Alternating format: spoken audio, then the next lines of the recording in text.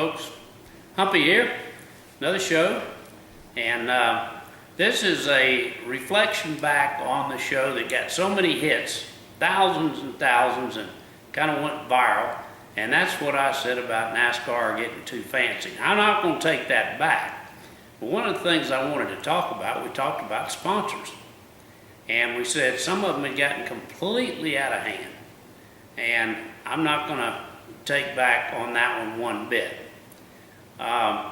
You got good sponsors, and you got sponsors that are just over the top, trying to make sure that their driver doesn't talk the wrong way, their driver doesn't dress the wrong, all that kind of stuff.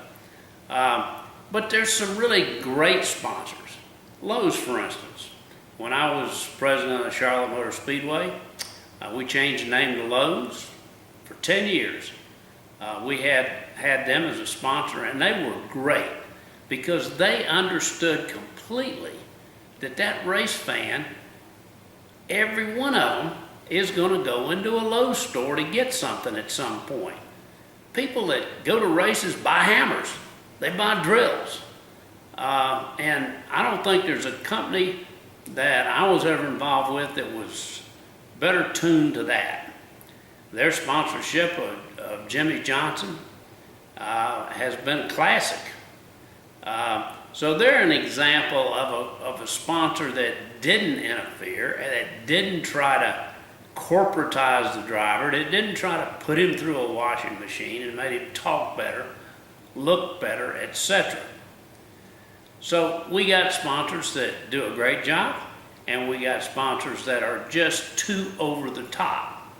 And I hope those that are too over the top, that have so sanitized this business, that they'll get the message that that's not the way to do it. Those people in the grandstand don't want to be manipulated. They won't stand to be manipulated. They get enough of that at work every day. And these people in the grandstand, they're not doctors and lawyers. There's a few of them. They're people that work with their hands. They're backhoe operators. They're dock workers. They're people that work. They're the salt of the earth. So some of you sponsors, just tone it down a little bit. Let your drivers do what they may. Don't try to change them. Let them dress the way they want to dress. I would say to tell them not to buy such fancy motorhomes and jet planes and maybe come down to earth a little bit and all that kind of stuff. That'd make it better. But use companies like Lowe's as an example of how to do this and how to do it without interfering with the sport, but help to exalt the sport by reaching out to the common man. Because when we lose the common man, folks, we have lost the race fan. That's always been our race fan and always will be our race fan.